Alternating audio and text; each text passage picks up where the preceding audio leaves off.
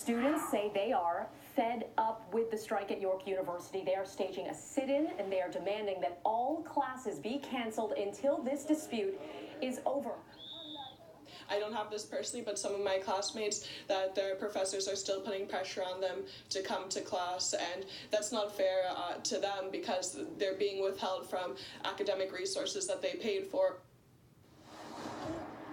Shocking allegations at a downtown Toronto car dealership. A BMW employee allegedly attempts to poison his co-worker. The latest on the investigation, plus what the suspect allegedly put in his colleague's water bottle. That's just crazy. That's crazy. Really crazy. Pretty unexpected to hear something like and that. That's really cruel for somebody to do, you know? Yeah. It's unacceptable behavior. I mean, why would somebody want to do that?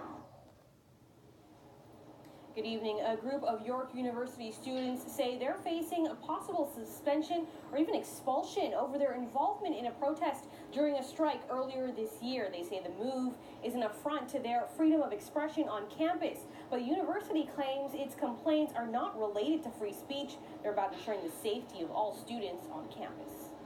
This is why we're frustrated. We feel like as students we have to have a voice, and we feel voiceless in this whole thing. Frustrated and demanding to be heard. That's how this group of York University students says they were feeling when they decided to take over the university Senate chambers last month. In order for our voice to be heard, that we occupied a space that was meant for democracy.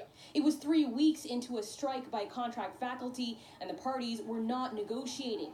After the university Senate voted not to end all classes, forcing students to continue crossing picket lines daily, a number of students staged a sit-in. We tried getting that with petitions. We tried getting that by social media. We tried getting it by so many different ways. Nothing's happening. So you're forcing us into a position where we're this angry. We were totally within our rights. Everything that we were doing was just a complete expression of our views. We were just exercising our freedom of expression in that way, and everything we did was completely peaceful. But now, nearly 6 months after the event, and with school back in session, these 3 students were shocked to receive letters saying they were in violation of the school's code of conduct. Actions on campus went beyond peaceful protests, that they harmed the mental well-being of other students and people on campus, and that they didn't abide by common civility, honesty, and respect on campus. So these are all alleged violations of the student code. And the students all reject these allegations. Our potential consequences could be fines up to $1,000, expulsion, or suspension. I was totally blindsided.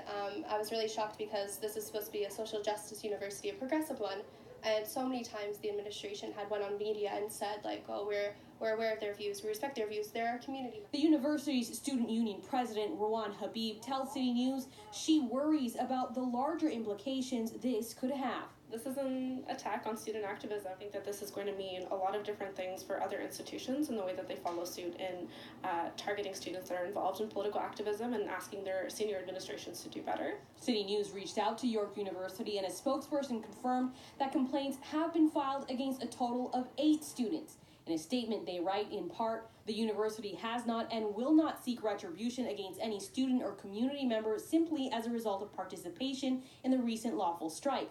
The student code clearly recognizes students' rights, including freedom of expression. The small number of students facing complaints are said to have engaged in a variety of behaviors that included targeted bullying, harassment, intimidation, physical confinement, breaches of health and safety, defacing of university property, and more.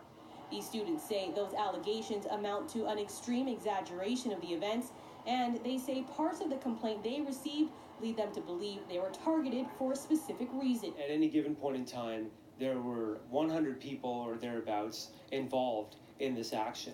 And these 3 students are being singled out. Why?